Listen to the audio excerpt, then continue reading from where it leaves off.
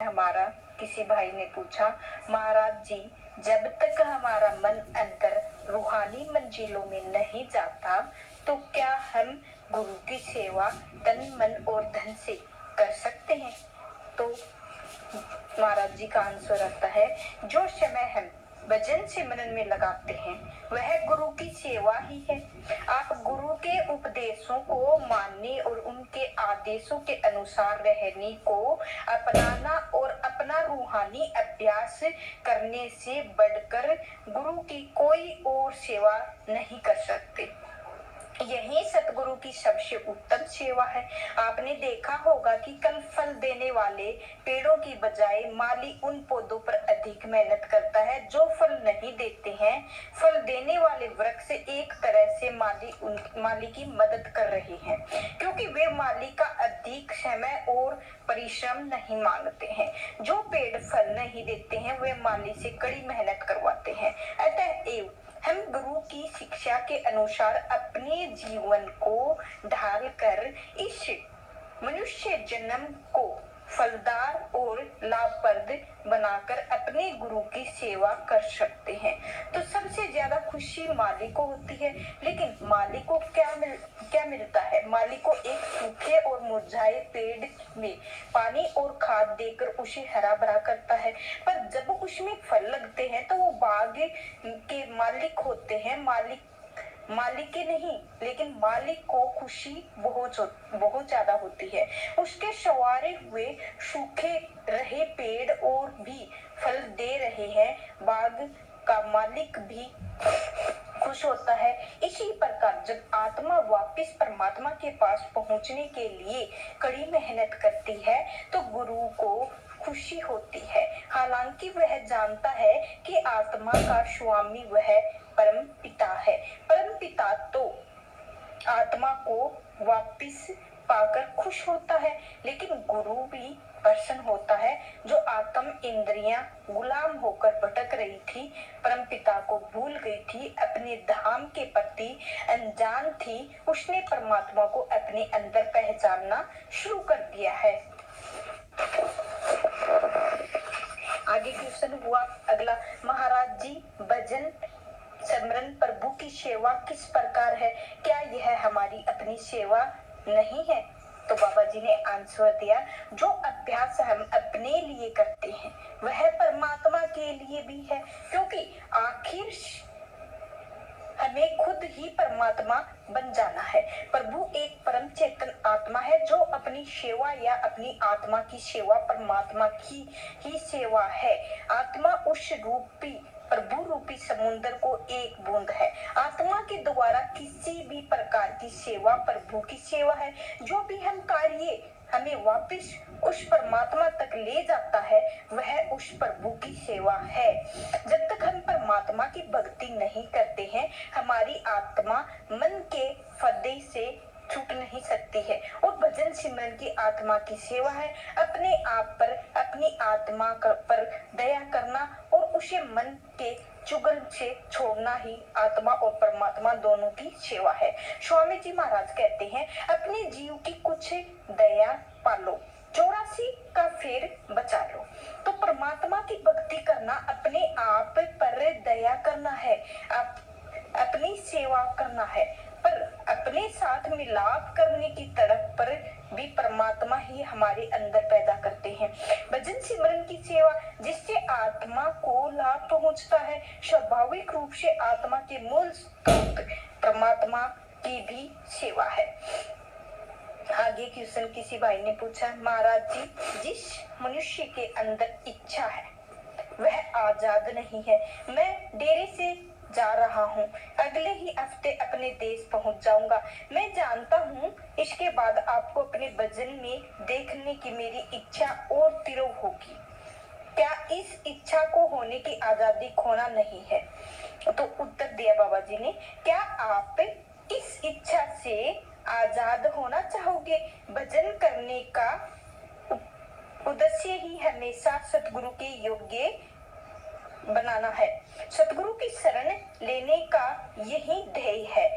यह इच्छा भजन करने से बढ़ती ही जाती है। जैसा कि हजरत ईसा ने कहा है, वे लोग धन्य हैं जो विरह में तड़पते हैं, क्योंकि उनको ही शांति दी जाएगी। हम कब व्याकुल होकर तड़पते हैं? जब हम किसी वियोग महसूस करते हैं, तब हम उस प्रियतम के साथ मिलकर एक होने के लिए बेचैन हो जाते हैं।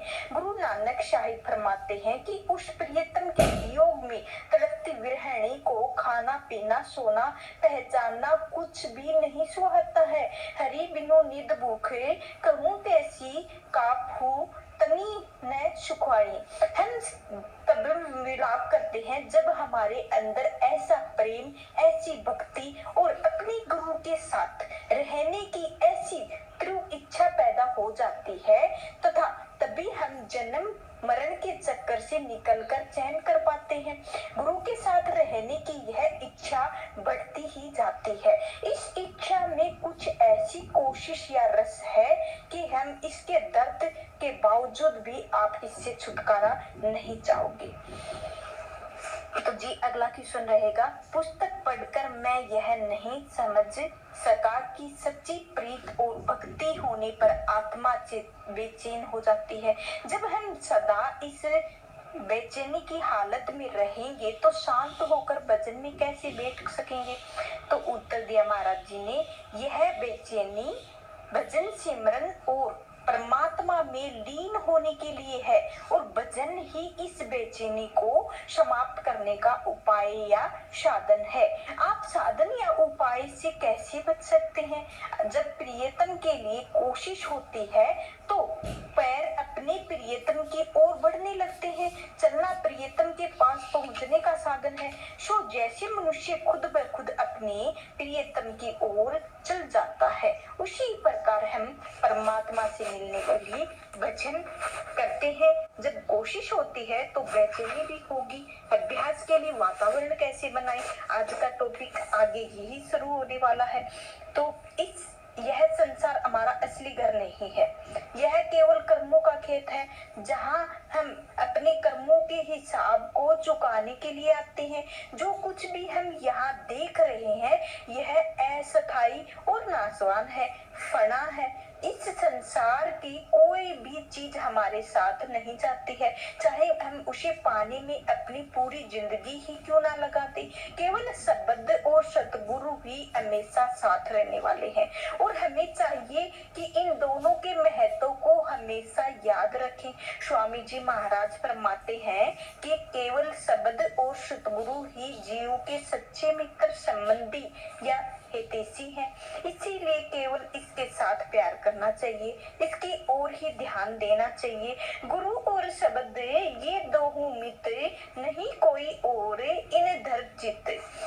जी संत समझाते हैं कि हमें इस संसार में आने का पूरा फायदा उठाना चाहिए, क्योंकि परमात्मा से मिलाप और जन्म मरण के बंधनों से छुटकारा पाने के लिए हमें मनुष्य जन्म का यह दुर्लभ अवसर बख्शा गया है। यहाँ कर्मों के लेन देन के हिसाब को चुकाते समय हमारा ध्यान हमेशा सतगुरु के प्रेम और भक्ति में लगा रहना चाहिए। अपनी प्रियतम से बिछड़ने की पीड़ा हमारे अंतर में निरंतर बनी रहनी चाहिए। अपने प्रभु, अपनी आत्मा के स्वामी से मिलाप की तरफ हमारे हृदय के बराबर सर्दी रहनी चाहिए। हमारी आत्मा का पति, हमारी आत्मा उससे मिलकर हमेशा स्वागन हो सकती है। सतगुरु और उनकी शिक्षा हमें हमेशा याद रखनी चाहिए। भजन सिमरन हमारे जीवन का प्रमुख अंग बन जाना चाहिए। हमारी हर कार्य संत मंत्र झलकाना चाहिए, और हमारे हर कर्म के द्वारा किए गए पवित्र वातावरण का निर्माण होना चाहिए, जिससे हमारा भजन सिमरन बन सके और हम परमात्मा की दया मेहर को ग्रहण करके योग्य हो सके। हमारा पूरा जीवन इसी ध्येय को समर्पित होना चाहिए, क्योंकि इस मार्ग में सफल होने के लिए आवश्यक है कि सत्संगी के जीवन की दिशा ही उसकी पूरी रहने की बदल जाए। हमें अपने जीवन में संतुलन रखना चाहिए, अपनी शारीरिक कर्तव्य और जिम्मेदारियों को निभाना होगा। साथ ही यह याद रखना होगा कि सतगुरु के प्रति हमारी रूहानी कर्तव्य सबसे पहले आते हैं। हमें सीखना होगा कि कैसे एक तमाशबीन की तरह हम इस संसार के किनारे बैठकर तमाशा देखे हैं और अपने आप के इंद्रियों के सुखों में डुबोने न दें। हमें चाहिए कि सावधानी के साथ अपनी नजर अपने उद्देश्य पर रखें ताकि हम संसार में रहते हुए भी संसार के न बने। हर सत्संग के अंतर में नाम का बीज बोया गया है, वह एक दिन अवश्य फलेगा फूलेगा। हमें यह हिदायत दी जाती है, नाम या शब्द की इस फसल को सुरक्षित रखें, इस खजाने की पवित्रता को बनाए रखें। जो फसल खुले मैदान में बिना किसी बाढ़ या बचाव के हैं उगती है तो वह भी हमें खतरे से सुरक्षित नहीं रहती है, आसानी से लूटी जा सकती है। इसीलिए जो अनमोल फसल हम भजन सिमरन से पैदा करते हैं उसके चारों ओर हमें बाढ़ लगानी होगी और सत्संग की बाढ़ लगानी होगी। संतों महात्माओं उनके भक्तों की संगति को बाढ़ लगानी होगी। सत्संग वह दृढ़ तथा अभ्य ढाल है जो चोरों और डाकुओं हमारी रूहानी दौलत की रक्षा करती है। शब्द के अभ्यास के द्वारा हमारे अंदर जो शक्तियां जाग उठती हैं, कभी भी अहंकार में आकर उनका दिखावा नहीं करना चाहिए। उन्हें लेकर हमें कभी भी गर्व का प्रदर्शन नहीं करना चाहिए। अगर हम इस रूहानी खजाने को सुरक्षित रखेंगे तो उसकी संभाल करते रहेंगे तो परमात्मा की दया मेहर से यह बराबर बढ़ता ही जाएगा। तो आज का सत्संग इधर ही समाप्त होता है। अगर आपको अच्छा लगा हो तो चैनल को लाइक शेयर सब्सक्राइब